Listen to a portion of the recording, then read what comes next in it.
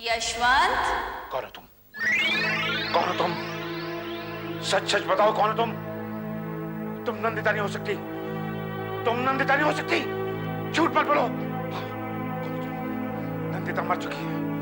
नंदिता मर चुकी है। मैंने खुद उसे जमीन में खड़ा है। जमीन में खड़ा है। झूठ मत बोलो। सामने आओ। सामने आओ। टुकड़े कर दूंगा। टुकड़े कर दूंगा मैं तुम्हारे। गला कर दूंगा तुम्हारा। भाई जी किससे बात कर रहे हो? फोन दो मुझे।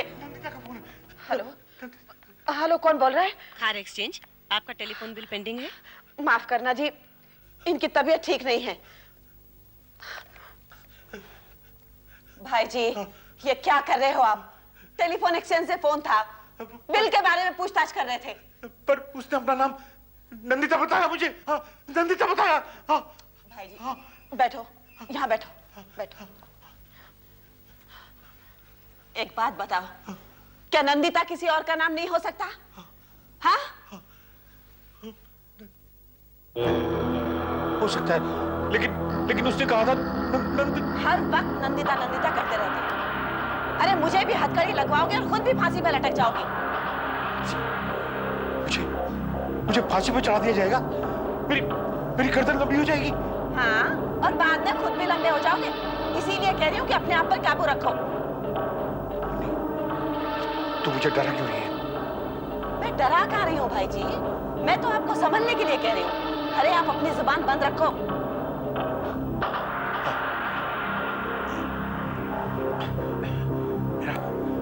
मेरा गला सूख रहा है।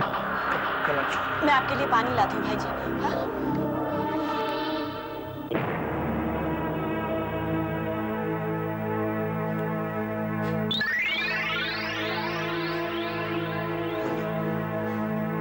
मुन्नी भी मुझे डरा रही है। मुन्नी भी मुझे डरा रही है। ये जरूर मुझे कुछ करना चाहती है। जरूर मुझे कुछ करना चाहती है। हाँ। यशवंत, भाई जी,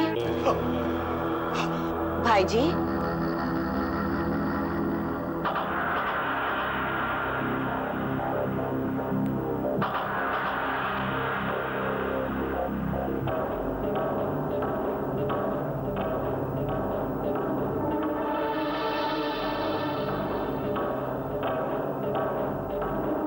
भाई जी, पानी।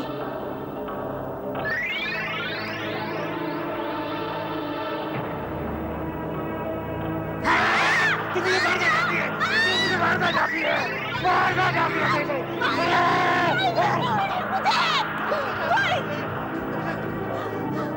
मुझे मारना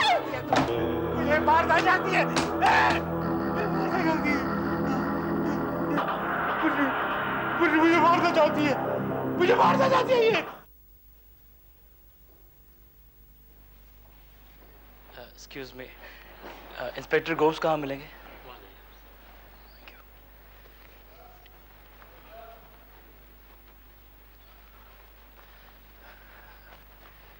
excuse me, inspector Gomes? Yes, I am Inspector Gomes. Hello, I am Avinash Bansal. Oh, मैं आप ही का इंतजार कर रहा था। बैठिए। Thank you.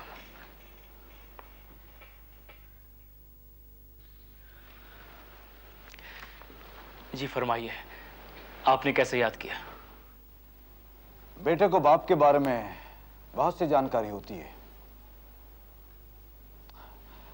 अच्छा, आप मुझे बता सकते हैं कि आपके पिता यशवंत जी और आपकी मम्मी नंदिता जी के बीच में कैसे संबंध थे? ठीक थे। ठीक तो हो गई, दूसरी औरत का मतलब है कि अपनी मर्जी से शादी करना। क्यों? पहली शादी अपनी मर्जी से नहीं हो सकती है क्या? पहली शादी ज्यादातर दो खानदानों के बीच के रिश्तों पर डिपेंड करती है, और दूसरी शादी पहली शादी के नाकामयाबी का नतीजा होती है। तब भी संबंधों पर शक करने की वजह मेरी समझ में नहीं आती है। दूसरी शादी के बाद अक्सर ये महसूस होने लगता है कि वो गलत कदम था। कहीं कहीं आपके पापा भी तो ये महसूस नहीं कर रहे थे? इंस्पेक्टर गोम्स, पत्नी पहली हो या दूसरी, तनाव तो हो ही जाता है। और तनाव हत्या में बदल जाता है। आपको शक क्यों हुआ? क्योंकि मैंने तुम्हारे पिता यशवंत और तुम्हारी बुआ मुन्नी को जंगल में मिट्टी कुरेदते हुए देखा। क्या? वो एक इत्तेफाक था। सिगरेट? No, thanks.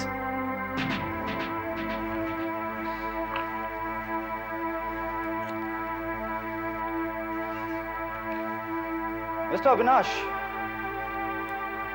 कई बार हम पुलिस वालों को ऐसी जगह पर जाना पड़ता है जहां पर एक जुर्म की तहकीकात में दूसरे अपराध की जड़ें नजर आने लगती हैं। और उस दिन भी ऐसे ही हुआ। मैंने अपनी आंखों से तुम्हारे पिता यशवंत और तुम्हारी बुआ मुन्नी को वहां जमीन खोदते हुए देखा, और उनके चेहरे के एक्सप्रेशन ये बता रहे थे कि वो किसी चीज को ढूंढने आए हैं और वो उन्हें नहीं मिल रही है। आपका मतलब ये है कि डैड वहां पर मम्मी की लाश चेक करने गए थे? राइट। वहां कोई खजाना तो था नहीं।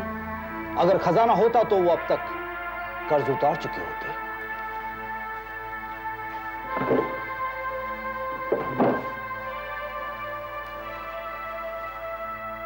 मुझे उस जगह पर ये टुकड़ा मिला था।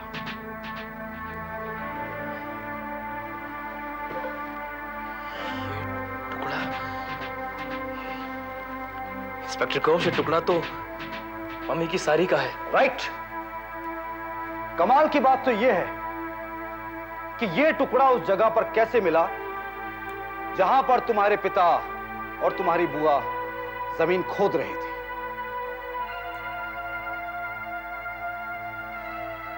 अविनाश, मिस्टर यशवंत बंसल तुम्हारे पिता हैं, और कानून उनकी इज्जत करता है जो कानून का साथ देते हैं।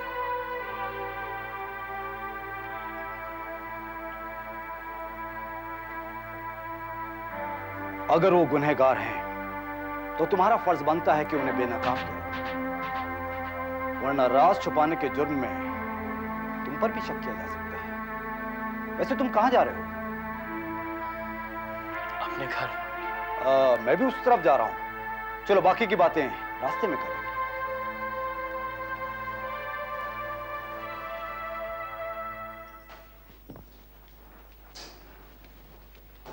अभी ये सच है संगीता, यही सच है। क्या सच है? कि मम्मी को डैड नहीं मारा है, और अब मैं इस घर में नहीं रहूंगा। हाँ, हम ये घर छोड़ने वाले थे, लेकिन हम ये घर तब इसलिए छोड़ रहे थे क्योंकि मम्मी और डैडी हमें टॉर्चर कर रहे थे। अब हम ये घर इसलिए छोड़ेंगे क्योंकि हमें कानून से बचना है। क्या मतलब? संगीता, अभी अभी इंस्पेक्टर गोम्स आया था और वो मुझ पर भी शक कर रहा था। देखो, अगर मैं डैड के गुनाहों को छुपाता हूं तो खुद भी गुनहगार बन जाता हूं, और अगर सच्चाई बोल देता हूं तो मम्मी की हत्या का राज भी खुल जाएगा।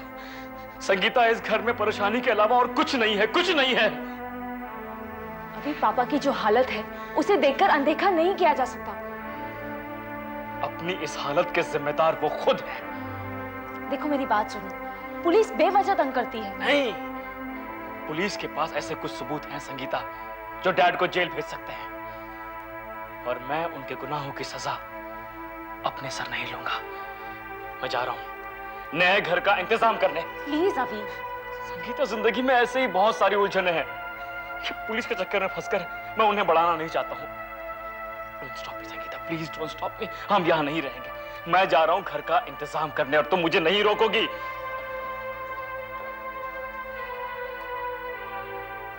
यशवंत, यशवंत, घबरा क्यों गए?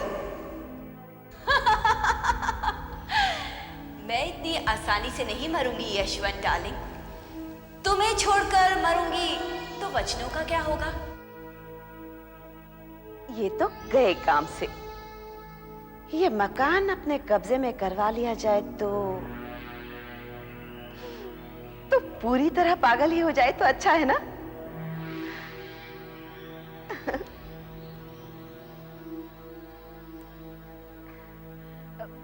भाईजी, आज तो बड़े फ्रेश लग रहे हैं। है ना अब मैंने चिंता करना छोड़ दिया। अब जो होगा अच्छा होगा। हाँ, अच्छा होगा। पता नहीं क्या होगा भाईजी। तो क्या बुरा क्या होगा? क्या बुरा होगा? हाँ? पता नहीं, लेकिन भाभी कुछ किए बगैर रहेंगी नहीं। कौन भाभी? कौन भाभी? अरे नंदिता भाभी। हाँ, हाँ, नंदिता भाभी। कहाँ है? वो यही आसपास है भाईजी। झूठ मत बोल, वो मर चुकी है। मर चुकी, मगर जमीन से निकलकर कहाँ गई? उस रात को देखा था ना हमने जाकर। कहाँ है वो? मुझे तो लगता है कि उसकी आत्मा यही कहीं भटक रही है। आत्मा? मैंने सुना है भाईजी कि भटकती आत्मा अपने कातिल से बदला जरूर लेती है। ये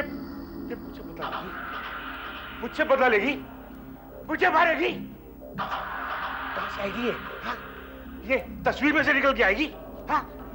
तस्वीर में से निकल के आएगी। बड़ा यशवंत, वो आ रही है। तुमने आवाज सुनी? हाँ भाईजी, हाँ मैंने सुनी आवाज। भाभी की आवाज सुनी मैंने। मैं नहीं छोड़ूंगा। मैं मार डालूंगा। छोड़ दो मुझे। यार ये भाईजी पागल हो गए।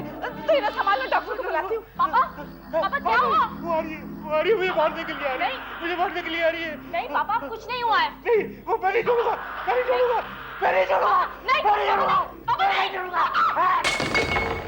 छोड़ दो मुझे, मैं कह रहा हूँ। छोड़ दो मुझे। भाईजी, छोड़ दो, मार डालूंगा। मैं खून कर डालूंगा। नकल कर डालूंगा। छोड़ दो मुझे। छोड़ दो। छोड़ दो मुझे, मैं आ रहा हूँ। छोड़ दो मुझे। मैं मार डालूंगा सबको मार डालूंगा।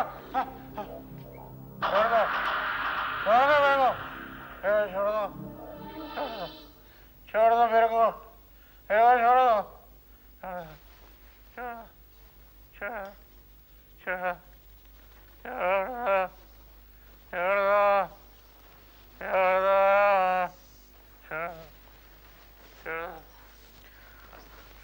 देखिए 24 घंटे तक इन्हें ऑब्जर्वेशन में रखना होगा और देखते हैं अगर इसी तरह से दौरा पड़ता रहा तो मेंटल हॉस्पिटल भेजना होगा।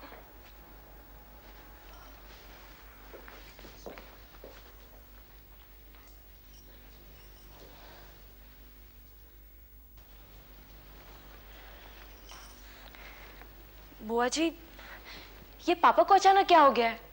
बेचारे भाभी के गम में पागल हो गए हैं। हाँ, हमें तो ये भी नहीं पता कि मम्मी जिंदा है या। अब इनके लिए तो वो मरे के समान ही है।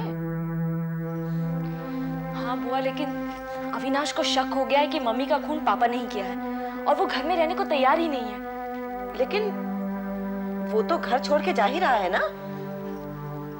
हाँ, लेकिन ऐसी हालत में इन्हें छोड़कर जाना ठीक नहीं है।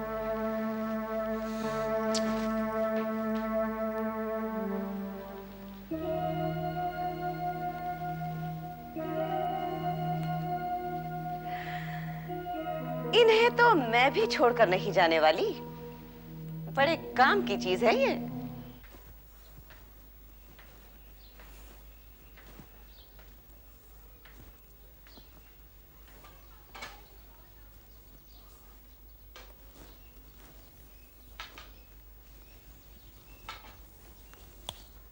हेमंत, ये लो बेटा, इसे रख लो।